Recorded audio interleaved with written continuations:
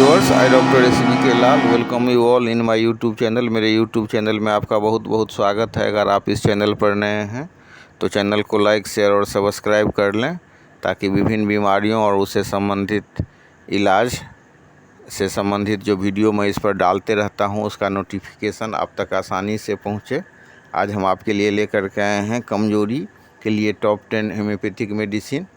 तो इन top 10 homeopathic medicine के अलावा हम इसमें ये भी बताएंगे कि इसके साथ साथ और पर्याय क्रम से और दूसरी कौन सी दवा ले सकते हैं, या मतलब सिर्फ एक ही दवा से काम चल सकता है। तो कई बार ऐसा होता है होम्योपैथी में जो मतलब एक खुराक दवा लेकर के आराम मिल सकता है, या कुछ दवाएं ऐसी डीप एक्टिंग होती हैं जिनको दोहराया नहीं जाता है, और कुछ ऐसी दवाएं होती हैं जिनको पर्याय क्रम से ले सकते हैं।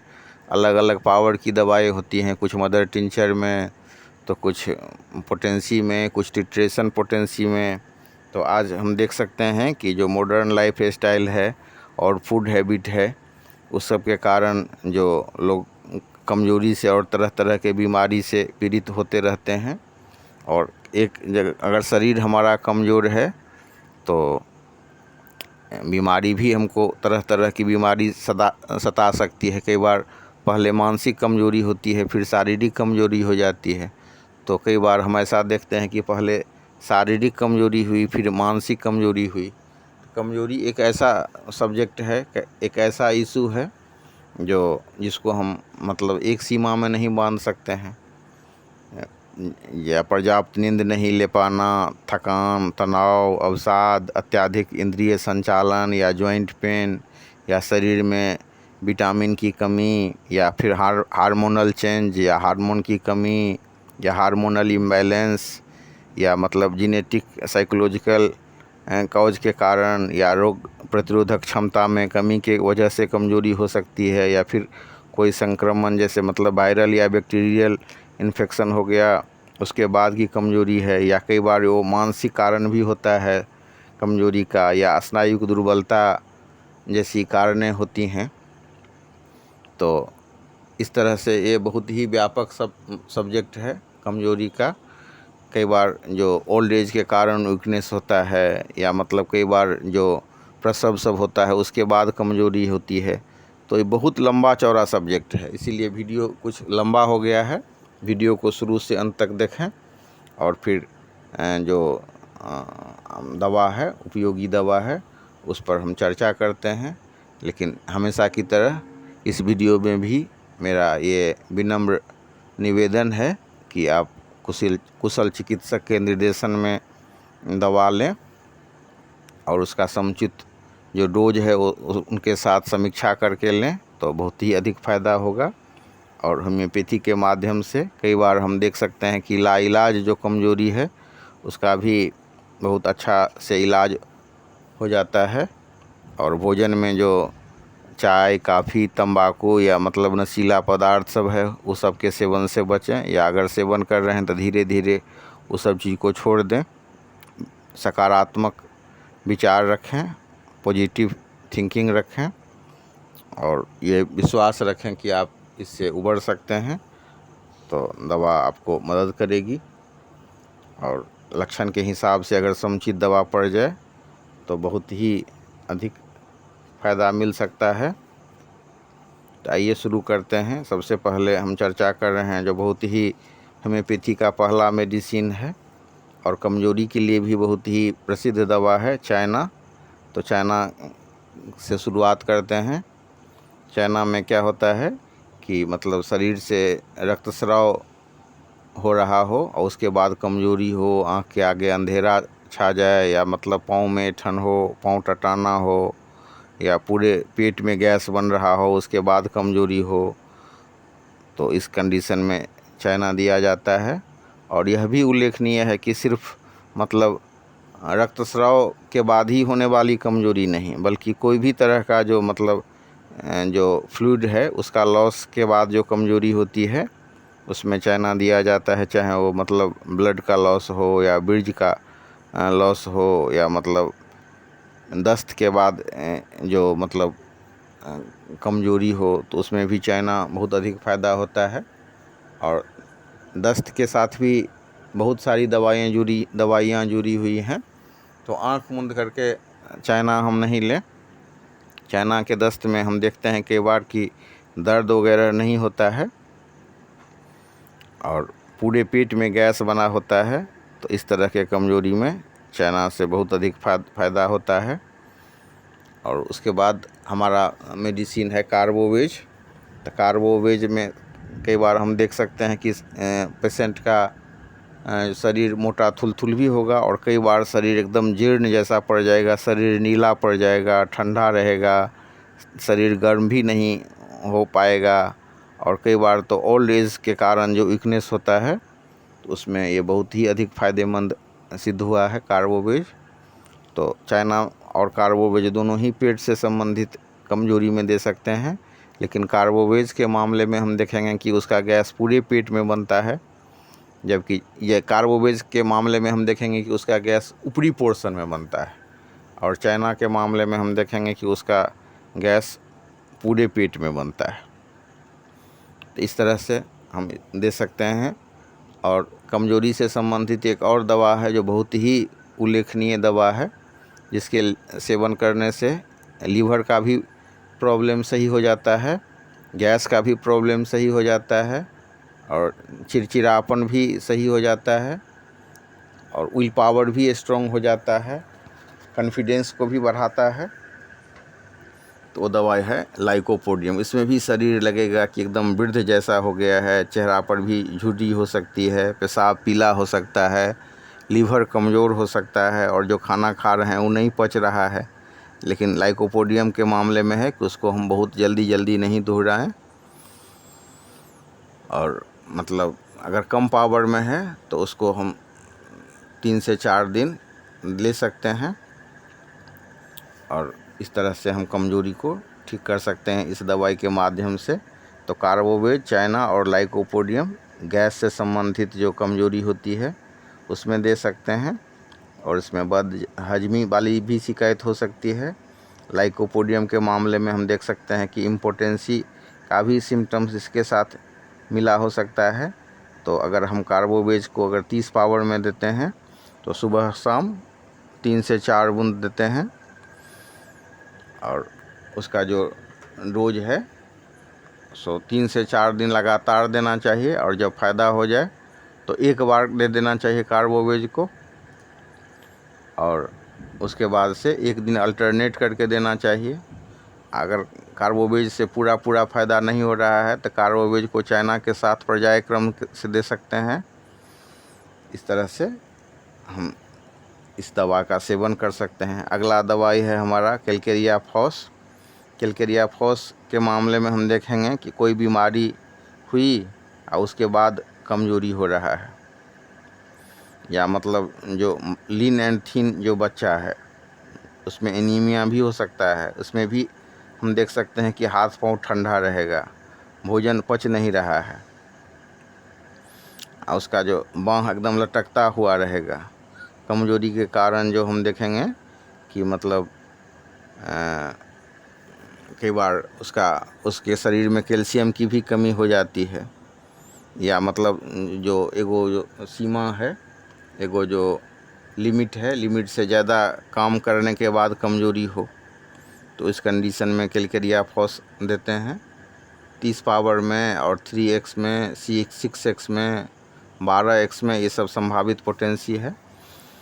तो शुरू में जो है कैलकेरिया फॉस हम 30 पावर में देते हैं ऐसे कमज़ोरी में जो किसी बीमारी के बाद हो या किसी घटना के बाद हो, या मतलब ऐसा हम देख सकते हैं कि कोई आदमी है और उसको किसी से लड़ाई झगड़ा हो गया, मारपीट हो गई और उसके बाद से उसका कमज़ोरी ठीक नहीं हो रहा है, तो उस कंडीशन में भी हम कैलकेरिया फॉस 30 पावर में दे सकते हैं और उससे उसको बहुत अधिक फ़ायदा होगा। तो उसमें भी जो थकावट ज़्यादा अनुभव होता है, कमज़ोरी होती है, चिंता में भी पड़ा पेशेंट होता है और उसका पेशेंट जो है थोड़ा टॉकेटिव होगा, वो बोलता थोड़ा ज़्यादा है। तो इस तरह के कमज़ोरी में अगर हम 30 पावर में देते हैं तो सुबह शाम 3 बूंद देते हैं और अगर मतलब 3x में देते हैं तो भोजन और नाश्ता के बाद 4 गोली देना चाहिए। और कैलकेरिया फॉस के साथ साथ अगर हम देखेंगे कि उसके शरीर में अन्न भी नहीं लग रहा है, बहुत कमज़ोर है, तो उसके साथ साइलेशिया 3X में भी जोड़ सकते हैं।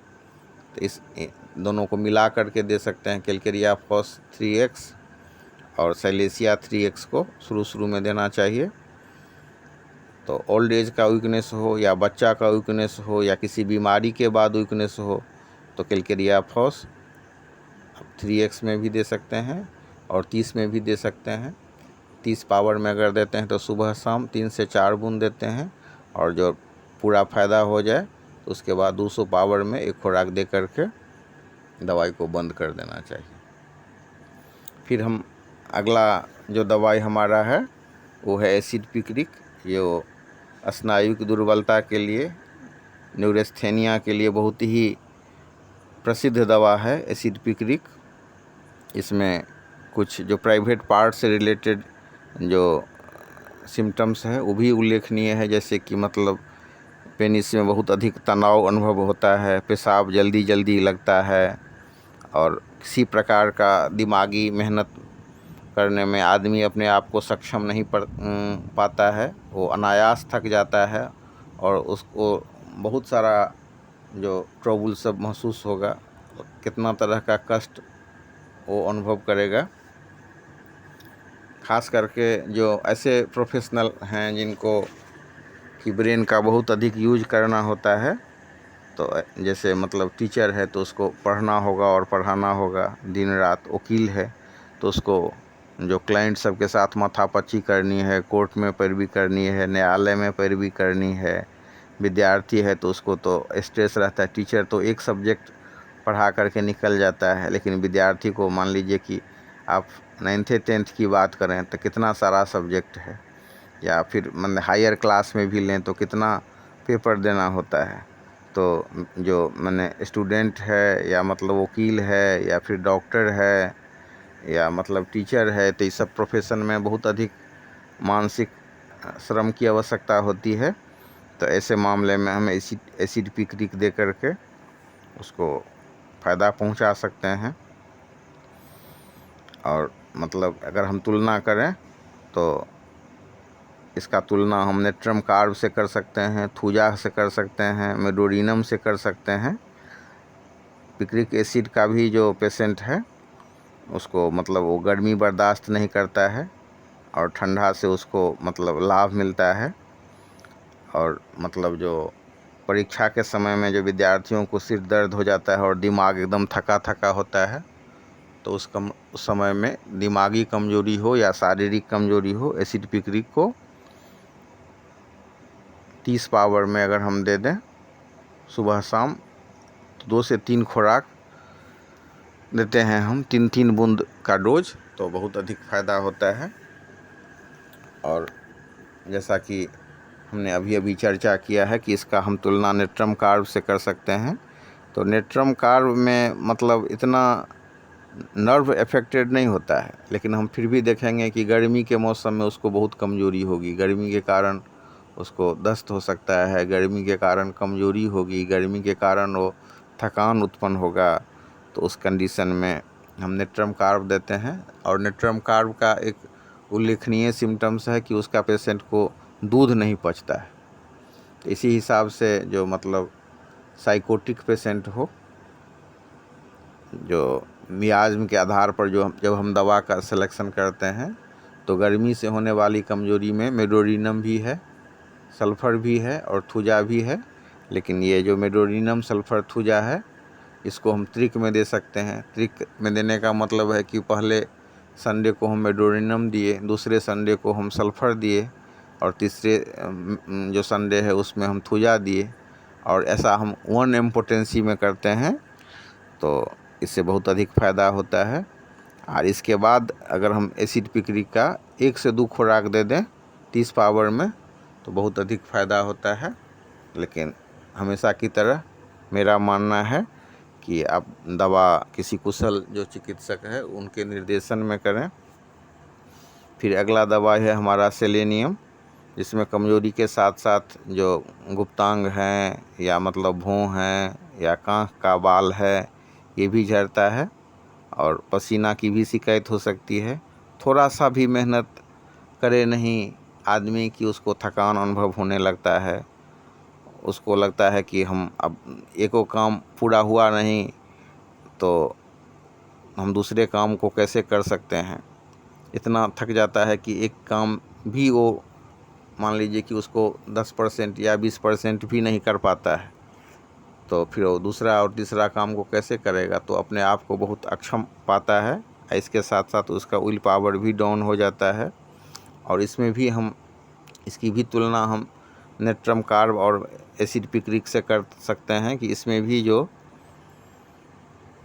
मतलब सूरज ढलते जाता है कमज़ोरी कम होते जाती है। हमेशा दिन रात कमज़ोरी नहीं होगी। तो अभी जो हम एसिड पिक्रिक का चर्चा किए हैं या नेट्रम कार्ब का या थूजा का, तो सब में ये लक्षण है। लेकिन ध्यान देने वाली बात है कि थूजा और मेडोरिनम में जो कमज़ोरी का लक्षण है वो दिन में रहेगा और शाम के बाद पेशेंट कई बार अपने आप को तरोताज़ा पाता है। अगला मेडिसिन है हमारा एसिड फॉस। तो इस एसिड फॉस के मामले में हम देखेंगे कि मतलब टाइफाइड या कोई अन्य बीमारी हुई, उसके बाद थकान हुआ या उसके बाद मन कमज़ोरी का अनुभव होता है, या लंबे समय तक कोई व्यक्ति अगर तनाव झेला हो या अति महत्वाकांक्षी व्यक्ति हो तो उसके कमज़ोरी में हम एसिड फॉस देते हैं। और एसिड फॉस का तुलना हम म्यूरेटिक एसिड से कर सकते हैं। ठीक एसिड फॉस के कमज़ोरी के तुलना में म्यूरिक एसिड इसका ठीक उल्टा होता है। एसिड फॉस के मामले में हम देखते हैं कि पहले मानसिक कमज़ोरी होती है, उसके बाद शारीरिक कमज़ोरी। और म्यूरेटिक एसिड में क्या होता है कि पहले शारीरिक कमज़ोरी होती है, उसके बाद मानसिक कमज़ोरी। तो एसिड फॉस के मामले में बाल कमज़ोरी के साथ साथ बाल भी झड़ता है, दस्त भी हो सकता है। और दस्त खट्टा खट्टा सा दस्त होगा, साथ ही मतलब इम्पोटेंसी टाइप का भी कमज़ोरी होगा, या मतलब जो सेक्सुअल एक्टिविटीज़ के बाद जो कमज़ोरी होती है उसमें भी एसिड फॉस को अगर क्यू पावर में 5 से 7 बूंद एक कप ताज़ा पानी में डाल करके दें तो बहुत अधिक फ़ायदा होता है। और म्यूरेटिक एसिड के मामले में हम देखते हैं कि जो तंबाकू खाने वाले आदमी हैं तो उनकी कमज़ोरी होती है, उसमें बहुत अधिक फ़ायदा होता है। और मतलब ध्यान रखने वाली बात है कि पहले इसमें शारीरिक कमज़ोरी होती है, उसके बाद मानसिक कमज़ोरी। इसके बाद हमारा अगला मेडिसिन है आर्सेनिक आयोड। तो आर्सेनिक आयोड के मामले में देखेंगे कि आदमी कफ से पीड़ित हो सकता है या मतलब फ्लूरिसी से सफ़र कर सकता है, और सर्दी खांसी सबकी भी शिकायत रह सकती है। फेफड़ा से संबंधित रोग से भी ग्रसित हो सकता है।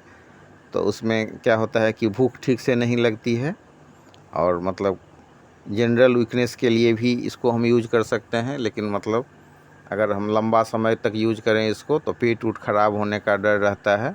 पेट उट खराब हो जाए तो इस दवाई का प्रयोग बंद कर देना चाहिए और फिर इसको शुरू करना चाहिए। तो ये बहुत ही उल्लेखनीय दवा है।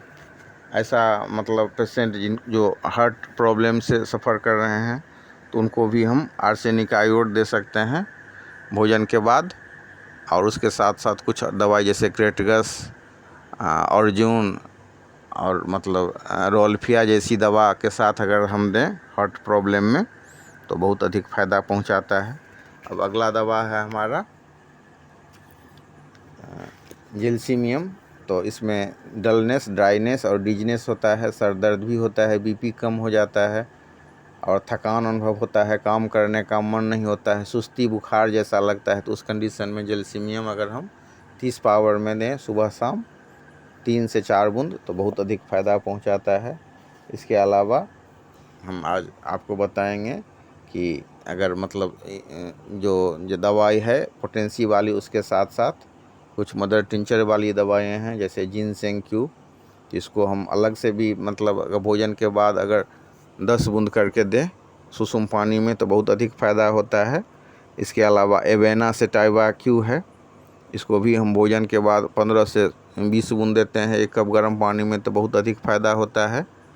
और ख़ास बात यह है कि कुछ मदर टिंचर जैसे ginseng Q, ashwagandha Q, Avena Q, तीनों मदर टिंचर को हम लें और 5-5 बूंद भोजन और नाश्ता के बाद 1 कप गर्म पानी में दें मिला करके, तो बहुत अधिक फ़ायदा होता है।